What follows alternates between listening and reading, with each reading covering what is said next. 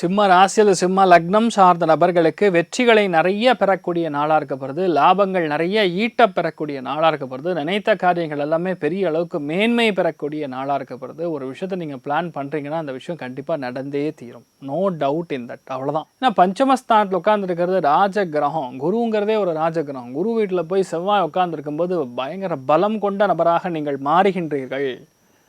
அரசியலில் நிறைய பேருக்கு பதவி வரும், நிறைய பேருக்கு பூர்வீக சொத்துக்கள் சம்மந்தப்பட்ட பஞ்சாயத்துகள் முடியும், நிறைய பேருக்கு கிளாஸ் லீடர், சின்ன குழந்தைலாம் இருந்தால் கிளாஸ் லீடர், ஸ்கூல் டீச்சர், இந்த மாதிரி யார் இருந்தாலும் சரி அவங்களுக்குலாம் பெரிய ஏற்றம். நிறைய பேருக்கு அரசாங்கம் சம்மந்தப்பட்ட இல்லை அரசியல் சம்மந்தப்பட்ட கனெக்டிவிட்டினால் நல்லது நிறையா நடக்கும். நிறைய பேருக்கு அருமையான வீடு அமையக்கூடிய பிராப்தங்கிற மாதிரி ஓவராலாகவே சிம்மத்துக்கு நல்லா இருக்கு. சுப விரயங்கள் கண்டிப்பாக உண்டு. பெரிய ஏற்றமும் மன மகிழ்ச்சியும் ஆலய வழிபாடுகளுக்கும் பெரிய மாற்றங்களும் கொடுக்கக்கூடிய அற்புதமான நாள்.